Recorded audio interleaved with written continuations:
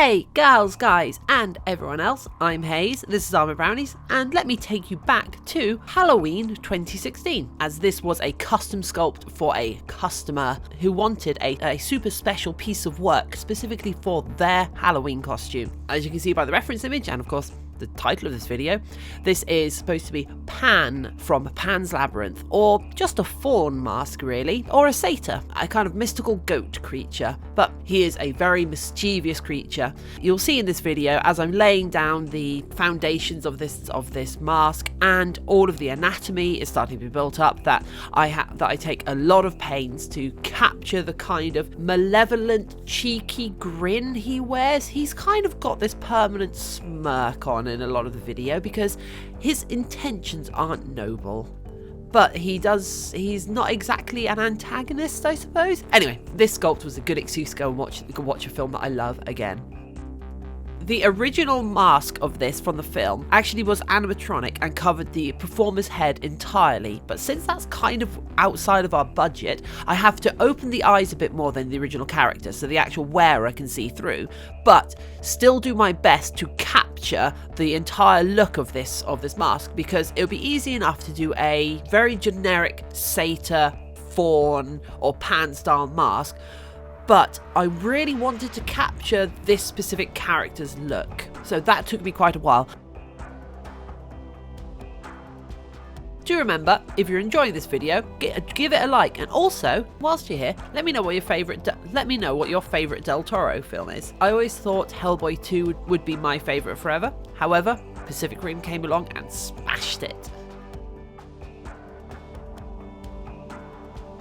Another thing which took me quite a while, and I actually learned a fair bit from, was sculpting the lips. Because when it comes to lips, there isn't a defined transition between the lips and the rest of the skin, except for like in the centre of the bottom lip, it is only really a texture change.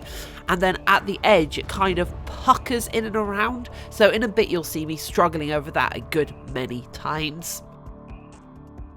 In the final version of this mask, I actually cut up a wig and glue the strips and sections of it onto the mask that you saw at the beginning of the video. Unfortunately, I don't have video footage of that or the painting of the mask, because this was done with such tight time constraints on the run up to London Comicon and Halloween. I was making my stock for that event that I didn't have enough time to stream the painting and stream the construction of this mask, which was a real shame, because I think it's a really interesting show how to get what looks like a really high quality mask.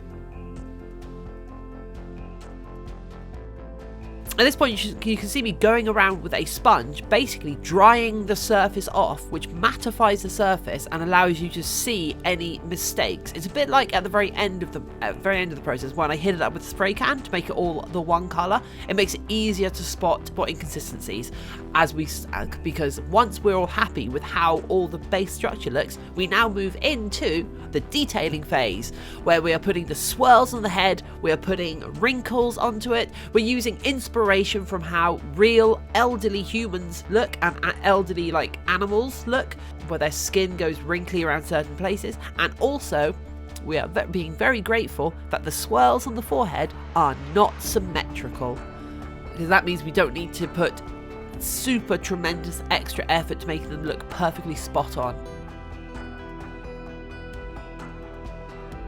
And as we're going on with this, we make sure that the nostrils are dug out nicely and look natural and blend nicely in with the top lip to give the kind of goaty catty look to it. There's a few wrinkles around the eyes, there's the bags under the eyes that I actually have to add and then smooth in.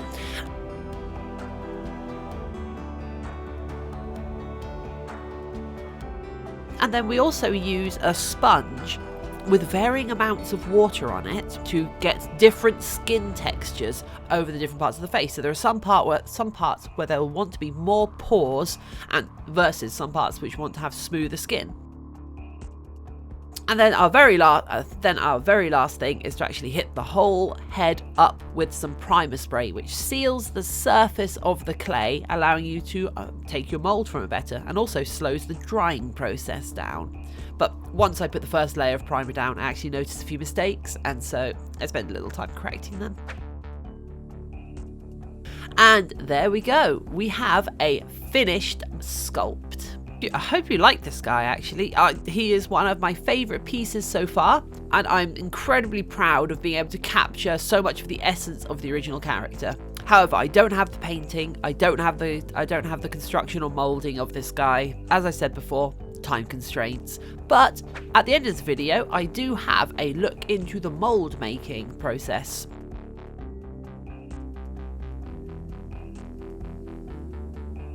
So we start off, like we do a lot of these molds, by making the walls around the mask so we can pour our material over it and it doesn't go everywhere, and it creates a defined edge to our mold.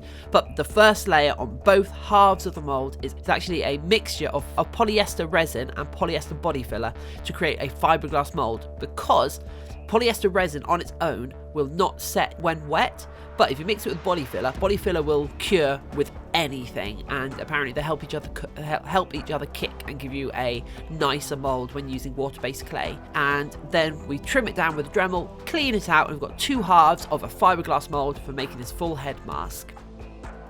This is the full head mask we get. So thank you so much for joining me. I hope you liked this guy. He was a one-off, so don't see much else on him, unless I make one for myself, because I still have those molds. And in the future, maybe I'll go over how I made those horns, because they're pretty easy foam horns. So remember to comment on this video, like it, subscribe to the channel, and come around for the next thing.